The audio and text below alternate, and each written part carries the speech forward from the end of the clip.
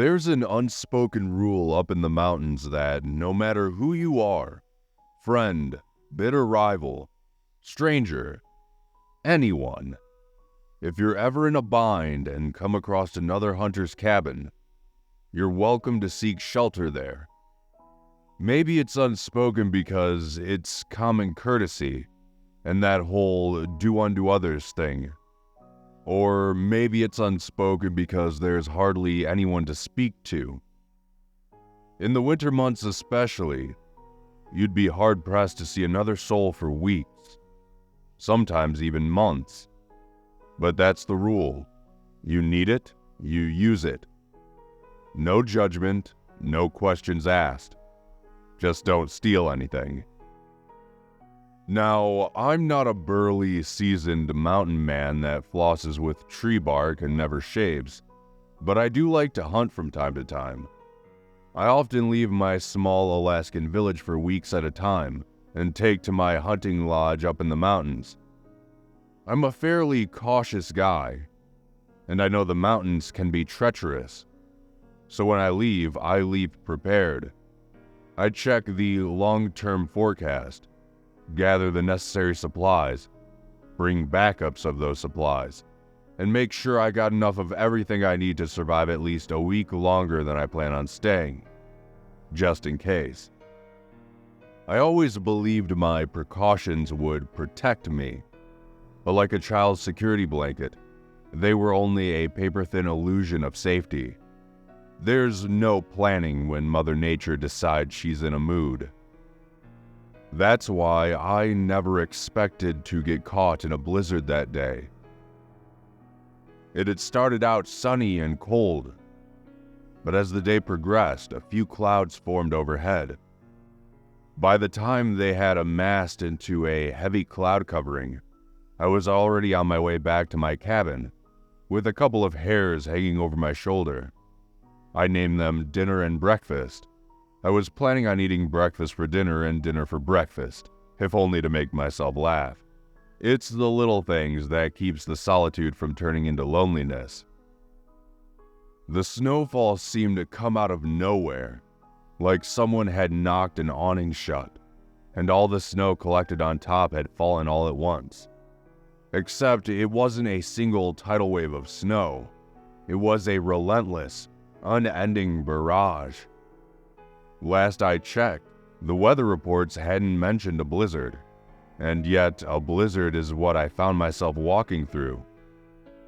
It got very dark very fast, and I kicked myself for leaving my flashlight back at my lodge. I had planned on coming home long before nightfall, so I hadn't thought I would need it.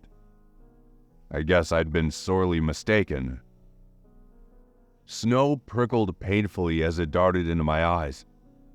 I had to squint almost all the way to keep those sub-zero jerks from stabbing me blind. The wind howled as gales cut through my clothes and right to my bones.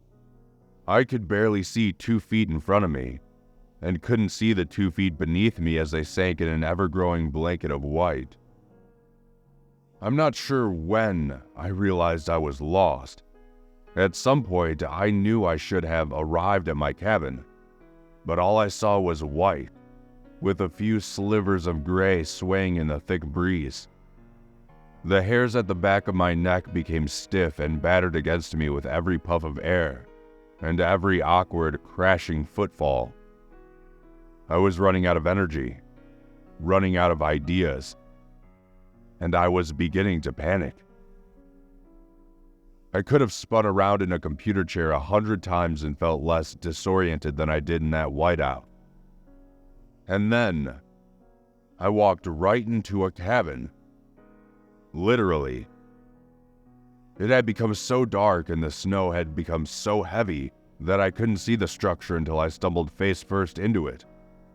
I held my hands against the wooden facade so I wouldn't lose it in the storm, and circled around until I found a door. I wasn't just in a pinch. This was quickly becoming life or death. In the unlikely event someone was inside, I knocked on the door and waited for an answer. Through the howling wind, I could have sworn I heard a "come in." As I swung the door open and stepped inside, a small avalanche of snow tumbled in with me. I didn't bother trying to kick it out as I fought against the wind to close the door behind me. The relief was instantaneous. Without the air whipping at me, I had put a stop to the timer ticking down to my freezing death. "Thanks," I whispered. I turned towards the inside of the cabin and tried to get my bearings, but all I saw was blackness, which meant I had no real way of gauging the size of the cabin. Yeah, I had circled around it, but I had been stumbling around half blind, focused on trying to find a doorknob, so I had no idea what length of the cabin I had covered. I could have walked half of it, I could have circled around it 3 times without realizing it. Through the darkness, all I could see was the vague outline of someone sitting in the corner. "You're a real lifesaver," I said. He didn't reply. I pawed around for a lighter, a lantern, a matchbook, anything that could emit light, but all my fingertips touched were chains and the barrels of hunting rifles. I stopped poking around when I felt an open bear trap. Wouldn't want to get my arm caught in one of those. It was safer to sit still and wait for daybreak. It occurred to me the stranger might have been seeking refuge as well. "So," I started, keeping my tone light and innocent. "You the owner of this cabin?" The answer was more of a hiss than a word. But in that hiss, I heard a faint, "Yeah."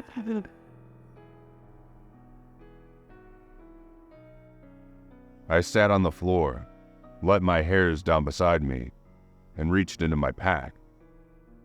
Why I had taken a sleeping bag with me and not a flashlight was beyond me.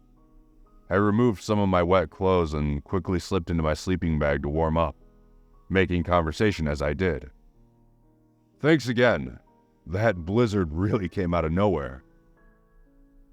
He replied with the slow, labored, wheezy breaths of an elderly man on his deathbed. "Dangerous." Got that right. I laughed. That's an understatement.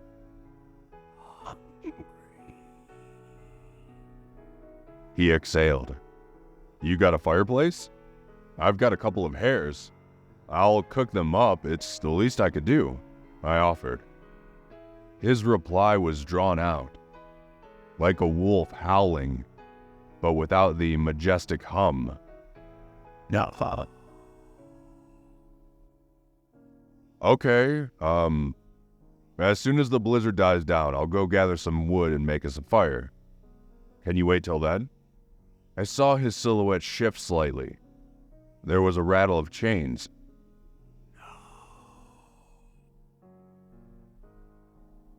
Again, the O stretched out in a long, bloated groan.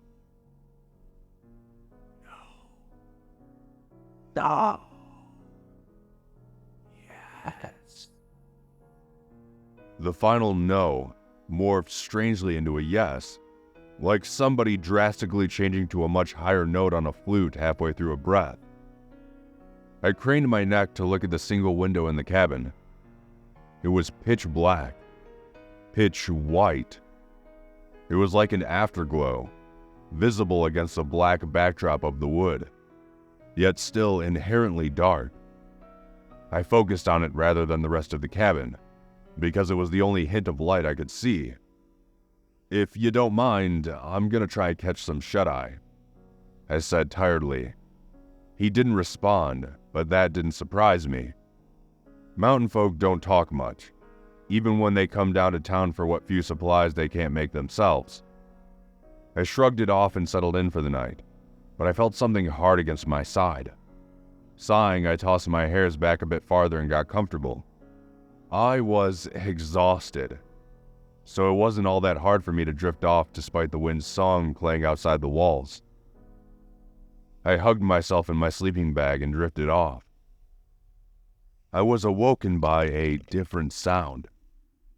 A weird snapping crunch that made me shoot up in my sleeping bag, believing the ceiling was about to collapse under the weight of the snow. I braced myself, but as the sound came again, I realized it wasn't above me, but rather next to me, near my belongings. The silhouette was gone from the corner, and I could hear his very deep, raspy breaths accompanying the crunch. "What the hell are you doing?" I snapped. He retreated back to his corner with rattling chains. My adrenaline was pumping, and I wasn't even sure why. Something about the stranger put me in a state of near panic. My instincts were telling me to leave, but I couldn't afford it. Whatever this guy was up to, I was safer with him than I was out in the blizzard. I grabbed my backpack and propped myself against the wall in a seated position, staring at the silhouette, expecting him to make a move. I kept myself awake and alert, never looking away even as the howling wind slowly diminished in strength. Once or twice, I felt my head begin to dip and my eyes begin to shut, but every time I slipped, the faint rattle of chains snapped me back into consciousness. As the blizzard cleared and the sun slowly rose, light began to trickle into the cabin. The scene filtered through in tiny increments with each layer uncovered by the sun. Like a printer, slowly printing out the full picture one line at a time. I wasn't in a cabin. I was in a large supply shed that was maybe 10, 11 feet long and 7 to 8 feet wide. There was no fireplace, which makes sense for a supply shed. There were tools, traps, and rifles lining every wall. The silhouette in the corner slowly stopped being a silhouette and started being a distinct person. Skinny.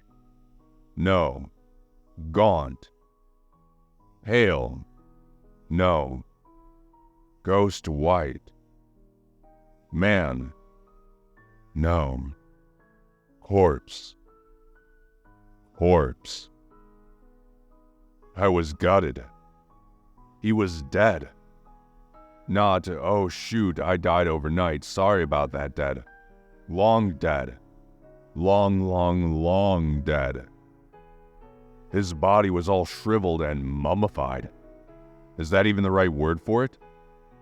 He wasn't wrapped up in bandages or anything like that, but his skin was completely dehydrated and stiff, like an unwrapped mummy. His hair was hanging from his head in unkempt strings. His teeth were poking out of his shrunken lips, with a wide gap where the top right canine should have been. There was a stain of age-old blood soaked into the wood beneath him. I followed it by gaze to its origin. His left foot, and the bear trap in which it had gotten caught. There was an empty hook on the wall above him, with a chain leading to the bear trap. It was long enough for him to move around, but not enough for him to reach the front door, or the saw hanging above it. My best guess was the trap had fallen on its own while he was out, and at some point, he had done a supply run in the dark, and had gotten caught in his own trap. He probably died of thirst or something. Look, I'm telling you, he wasn't breathing, he wasn't moving. He was dead as a doornail, and had been for quite some time. I sat there, reasoning I'd been delirious the night before. The fatigue, the dehydration, the disorientation caused by the blizzard. It made me imagine his voice. Those slow, hissing sounds I thought were replies were just the wind outside. I had interpreted them wrong because the loneliness had finally gotten to me. The elements had conspired against me to create a living person out of someone who definitely wasn't. It was a good, logical explanation, and I wish I could say it was true. Except, I'm not the one who bit the head off of my breakfast. It's not my canine tooth I found on the floor next to me. My dry, dirty, wood-like fingernails aren't the ones sticking out of the outside of my sleeping bag. I'm not the one who caked the corpse's dry, cracked lips with white fur. I'm not sure how it was possible, but I definitely didn't stick around for dinner.